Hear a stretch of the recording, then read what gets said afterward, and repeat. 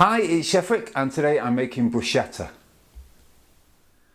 Okay, I'm going to do two very simple bruschettas today. One is going to be an aubergine caponata, and the other is going to be just a standard tomato bruschetta. So we'll start with the aubergine. Takes the most cooking. So take your fresh aubergines and slice them lengthways, keeping the skin on, and then chop them into cubes. So each of your discs, chop them one way and then chop them the other way, making cubes like this. It discolours very quickly, but this is going to be put into almost a stewy mixture, so if it does decolour for us, no problem. I think there's lots of tips and tricks as to keeping it not discolouring using lemon, etc., but for the purpose of this, don't worry about it at all. A couple of shallots. These are banana shallots, and like we do with the onion, the first thing we'll do is just chop the top off but keep the root intact. That bit I'm touching there is the root. I'll go through it, obviously, but we're not going to chop it off. And just like with the onion, that's what's going to stop us crying. With the shallot, we're just going to take off the outside layer of skin.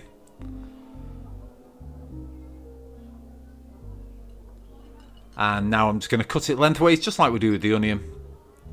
So we're not going to go right the way to the end to where the root is, but we're going to chop it all the way down to the chopping board along its length.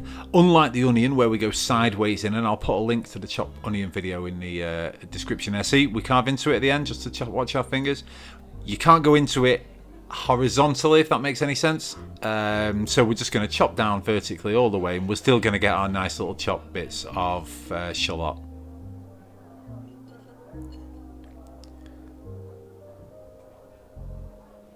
So that is how you would chop a shallot. Do that with all the rest of them. Again, oh yeah, as we always do in these videos, look, we swipe away from the blade when we're cleaning it down. And that's the chopped shallots. Tomatoes. We're just going to do a rough chop of these. I always just chop the top off. Whilst I'm doing this rough chop of the tomatoes, because the video is fairly self-explanatory, what you just cut down them one way and then cut down them the other way. I will ask you, if you like my videos, please hit like. If you don't like them, that's no problem. Also, if you could click subscribe, it's totally free for you, but it's amazing for me, so if you could do that, please. I do 3 of these videos a week. That's the chopped tomatoes. That's a very simple chop. We've kept all the inside on, we've kept the skin on and all that sort of stuff. Into a large pan, extra virgin olive oil. And in goes the aubergine. Just mix it around so it's all nice and coated.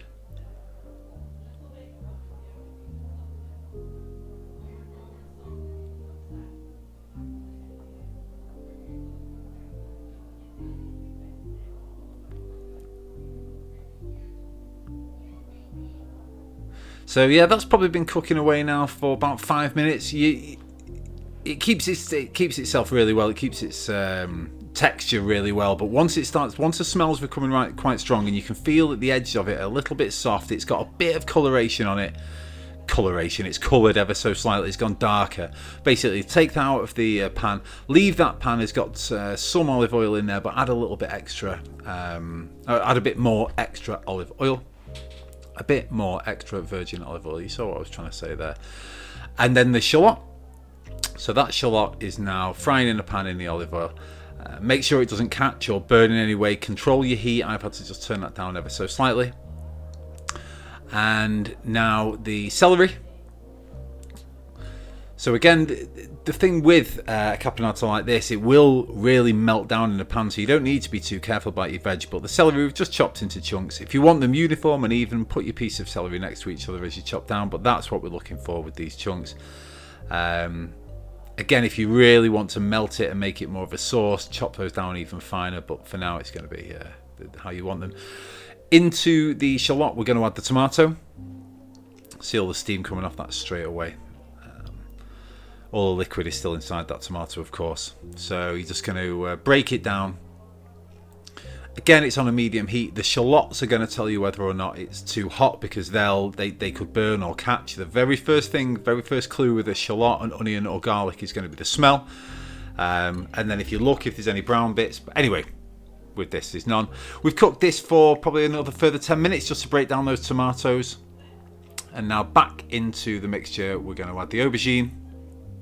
Stir it around, just make sure everything's all covered.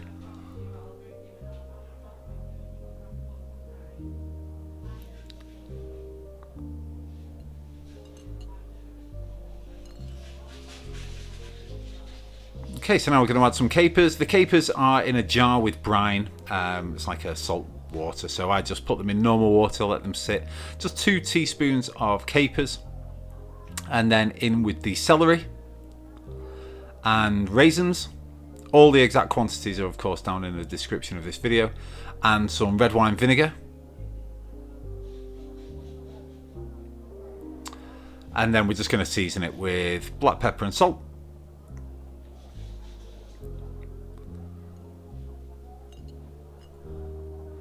Mix everything around, and then for us, we just want to cook this down. We just want to get this cooked so everything's lovely and soft. I use the celery because it's the hardest and biggest thing in there, if you like. I use the celery as my guide, so I, put a lid on it, let that cook on a nice low heat, 40 minutes or so. You can see how lovely and soft and stewy it's getting. You could serve this to a vegetarian if you wanted and make it a little bit prettier, but I'm happy for mine to become a bit more of a mush. As it's done here for about 45 minutes or so, I'll throw in the basil leaves, whole basil leaves. The minute you put basil or any big herbs like this into something that's really hot, they kind of shrivel up anyway, so I don't mind that they're slightly bigger. Taste it. Does it need anything else? Does it need more salt? Does it need more pepper? Would you like it to? I might this one need just a touch more salt. If you think, I want a bit more of that acid kick, put some more red wine in. But again, really, just checking it for seasoning. I just required a bit more salt and pepper. Oh, and these are pine nuts. Just toasted some pine nuts for the top of the aubergine bruschetta. So you just toast pine nuts until they are nice and coloured. Now we go on to the tomato bruschetta. I think I'll plate them both up at the end. Tomato bruschetta, we're going to peel the skins off the tomatoes, score the top of the tomato. If something says score, basically cut a small X in it. Not deep at all. Just look, I'm just running the knife across. Don't cut into it. The weight of the knife has put the cut in it. If your knives aren't sharp, get sharp knives, obviously, but use a serrated knife if you need to.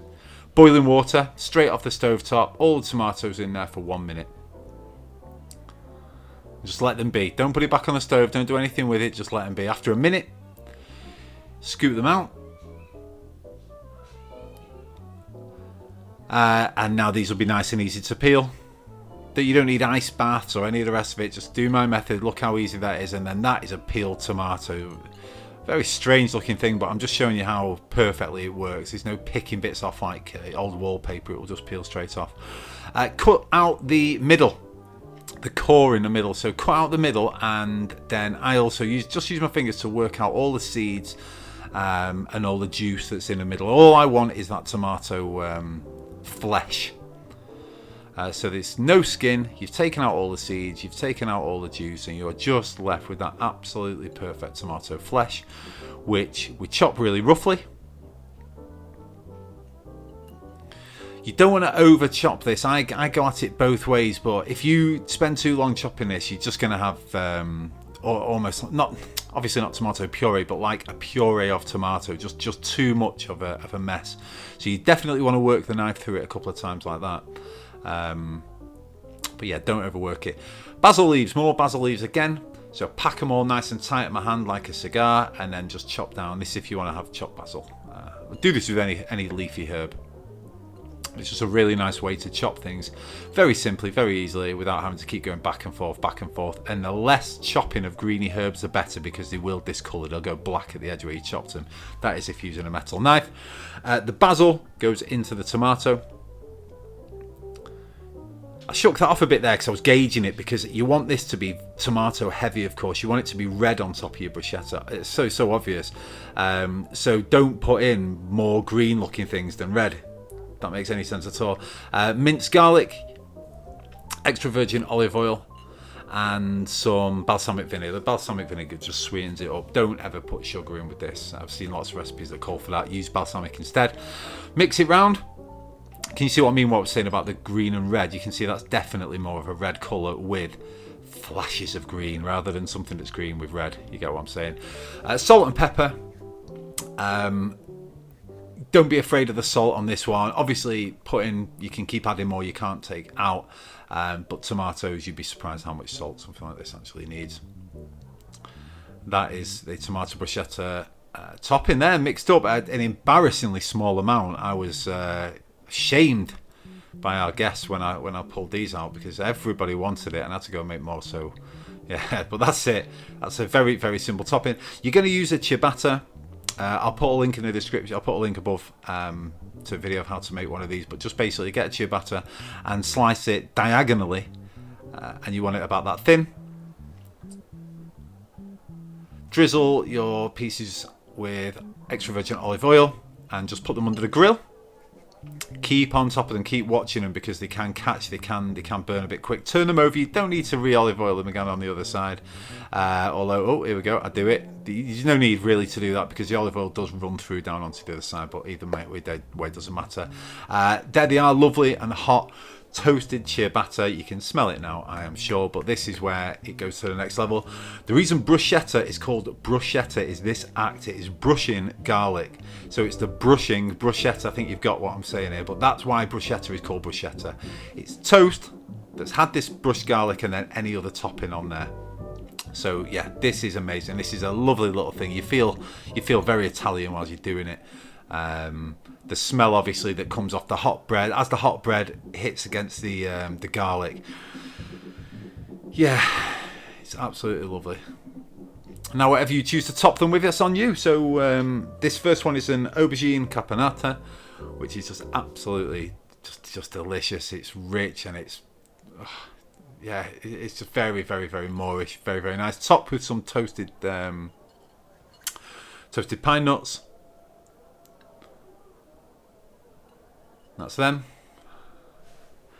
And then the tomato one. Again, what you'll notice I'm doing here is anytime you top any bread really of any sort, but certainly the case with bruschetta, do it over the bowl that you're doing it from, because anything that runs off or drops off goes straight back in the bowl, and it just makes your life a hell of a lot easier. Especially if you use something that's quite liquid heavy like tomatoes. But there you go. I mean, that's terrible, isn't it? Look at that. I made four little bruschettas. Embarrassing. You could never make too many of these, of course. They're lovely and salty and delicious. Oh, whilst I'm messing around here, I'll ask you one final time, please. If you like my videos, please hit like. Please hit subscribe if you want to see. I do 3 a week. And that's me. Yeah, thank you so much for watching them, as always. I'll see you on the next one.